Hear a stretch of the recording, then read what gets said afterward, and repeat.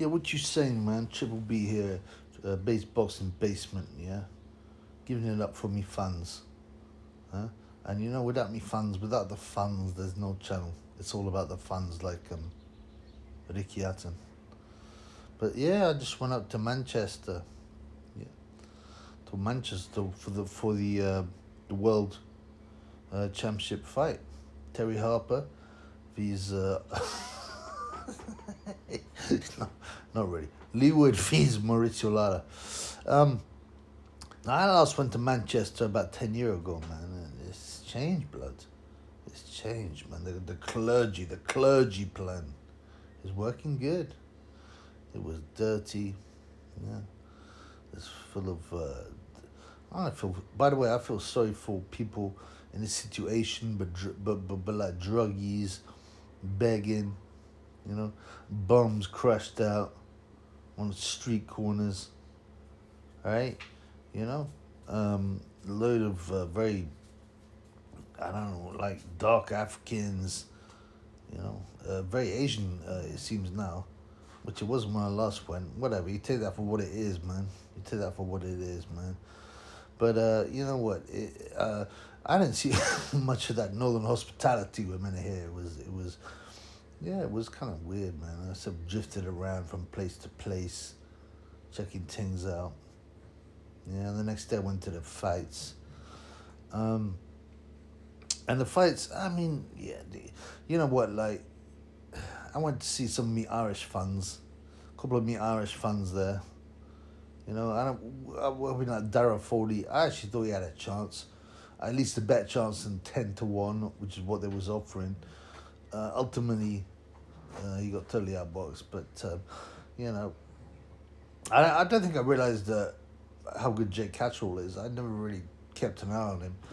I thought the Josh Taylor thing was just one of those incidents where the champion Taylor had just underperformed and the other guy overperformed. But yeah, he looked good, man.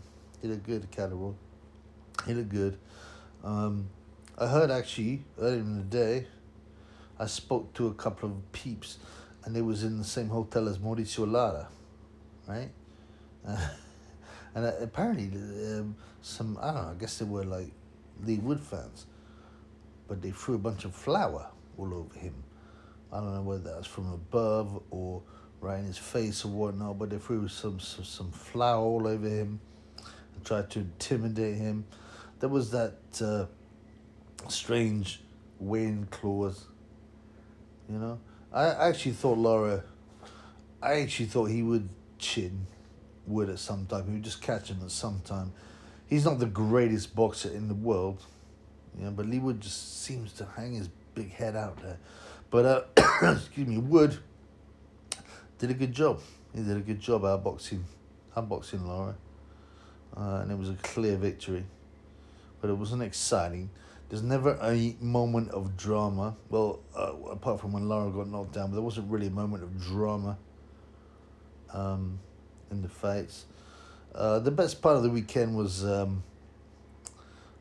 think, Lawrence Hug Coley getting beaten, which people text me, hit me up on Instagram, and they said that Hug Coley got beaten by Billum Smith and been down. I watched the fight later. It was, how can you be so terrified of engaging? It's like Akin one day if he's Lewis or Johnny Nelson if he's Carlos De Leon or the other guy James Waring. It was strange, but CBS got the victory, and good on him. Good on him. So yeah, I mean that was probably the highlight of the weekend. Also, it should be linked up with my man's Nordic Warrior, my boy. We linked up, no homo. So that was sweet. So it was nice to see people, man. And like I said, I was there with me Irish fans, a couple of me Irish fans, and we had a good laugh. But one of me Irish fans was went to get a picture with Terry Harper. Yeah, I didn't watch 1 minute I watched maybe a few seconds, but I watched 1 minute of the Terry Harper fight. I mean, who would care about that? Apart from the fact it's whack women's boxing, you know, the other one had no chance. It was, but my man's goes up to her. He's like, "Hey, I'm from Ireland. What's going on? Can I take a picture?" And she's like, "Oh, great. Oh, you're from Ireland. Did you watch the Kate Taylor fight?" He goes, "No, I didn't." which I thought was a good troll, man. Yeah, no, I didn't. I didn't watch the Katie Taylor fight. But yeah, I mean, come on, man. And it was a weird night, man. Like, so I went in the toilets. I'll get my drink on. It's like £8 a night, a pint, sorry, and you know, that's expensive, man. It's expensive. The security was so tight. They took the Triple B. Triple B came in, right, and they go like, "Oh, can you come with us, please?" I'm like, "Why?" "Oh, we'd like to give you an extensive search." I said, "Why? Why do you want to give me an extensive search? Why are you not giving him an extensive search?" And this like diesel dyke, you know, she's like, "Well, I'm sorry, I've asked to search you." I said, "Well, why?" "Why have you asked to search me?" And I got dragged aside. I had to walk around a certain way, you know. I had to go, you know, even though there's no one there, I had to walk around a column, go all the way around, and they're searching Chubby up. I had an Irish flag because, you know, I was supporting my pals and Dara Foley, and they took it away. Go, "It's not allowed." I said, "Why?" "It's a flag. It's not allowed." I said, "You come on, man. You must be having a bubble." "No, it's not allowed." They took it away. They searched the Triple B for drugs, I suppose. And you know, some people say, "Oh, well, come on, Triple B, you look like a Turkish drug dealer, man. It's not surprising you got stopped." But there was security everywhere, man. I feel sorry for, by the way, the low level guys. They're just doing their job for £10 an hour. But you know, all the you know, the anal kind of managers, right? They're full of their own importance, pain in the ass. But I got in the end because there was no yayo on the Triple B. Although there's plenty of yayo in the fight, right? They had sniffer dogs. By the way, the security and the police was there. The police was there, all rigged up in their gear, with police written on them and tasers. But yeah, I didn't see anyone get stopped for yayo. But later on in the toilets, yeah, I went in. Let me tell you, man, this is not a Corey channel. This is not about Corey's. I've said that many times. You know, obviously, if a boxer is obsessed with Corey's, we've got to speak about it. Yeah, but so I went into the toilet, right, and it's a big toilet. There's left, there's right. I'm looking, which urinal shall I go to? Yeah, and there's this man standing there. This man is just standing there. He's about 40-year-old. He's white. Yeah, and he's standing there, holding this 9-inch Corey. Right? This huge, bending 9-inch Corey. And he's staring at Chubby in the face. I'm like, what? And I'm like, what's he doing? And I mean, he blatantly, I don't know whether he's trying to show off or whether, but you know, it's not a Batman's thing. But why is he sitting there with this 9-inch Corey, limp Corey, uncircumcised, and his balls were also hanging out of his trousers? I'm like, blood clot. So anyway, I go left, not right. I'm like, what the fuck? And I'm in there, and this guy's like, "Yo, what's up, blood?" I said, "Yo, what's happening, bro?" He goes, "You want to do some white?" And I'm saying, "Nah, bro, I don't read yayo. It messes a man's head up. It's depressive. It creates a lot of problems in the home country." But anyway, he poured this line on my hand, and so I didn't want to be rude. So yeah, I sniffed it. And but you know, that's the first time I've done it for years. But you know, I don't know. Obviously, these sniffer dogs are not very good at their jobs. They're not that good at their jobs, man. And well, we sat through the fight. We're watching it. You know, Coogan's around. I trolled him. I went up to him, Coogan, what you saying? What you saying, blood? And he looked away. He knew.